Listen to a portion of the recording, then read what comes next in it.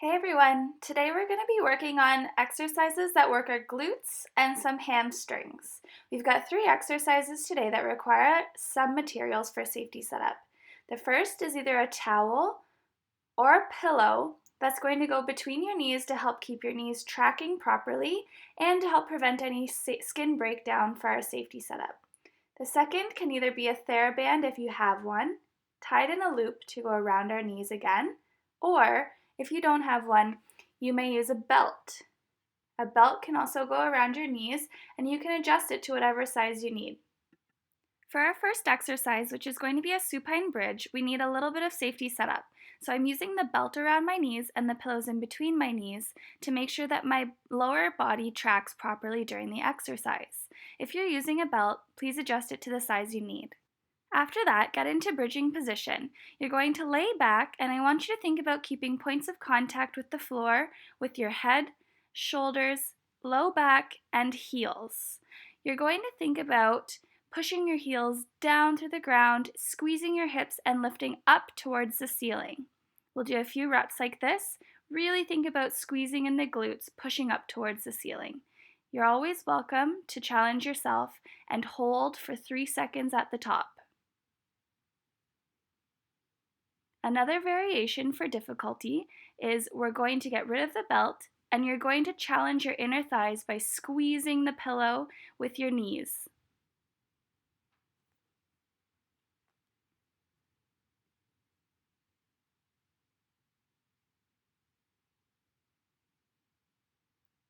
After that, you're welcome to get rid of the pillow and bring the belt back in around your knees. This is going to be a bridge where we're pushing our knees laterally out towards the side of our body, and we're going to engage glutes a little bit more.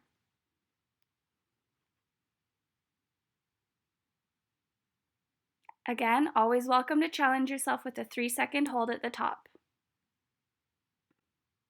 Our second exercise is going to be a side-lying clamshell.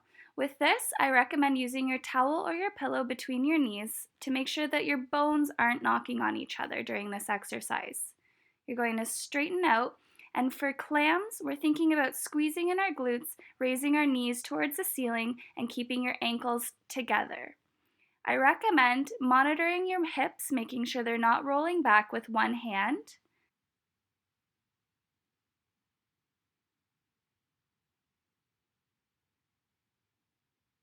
We're able to make this more challenging by adding a band around our knees. This is going to provide you resistance as you lift your knee towards the ceiling.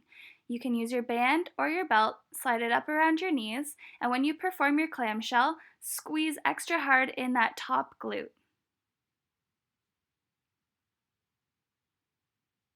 Make sure you're always checking your posture and your alignment.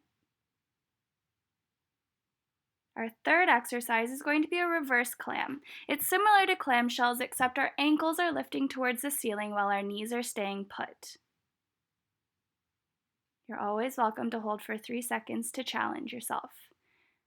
If you still find it too easy, loop your band around your ankles and you will be able to get extra resistance this way.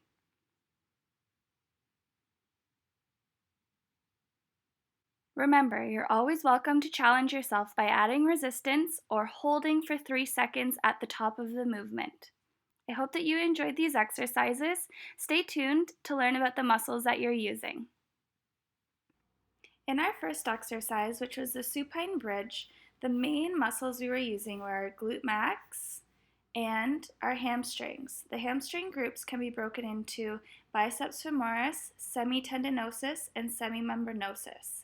Remember that the hamstrings help pull your heel towards your bum, so they were on during our bridging. When we used the bridging with the belt at our knees, pushing our knees out laterally, we were engaging our gluteus medius and a small muscle called your tensor fasciae lata, also called your TFL.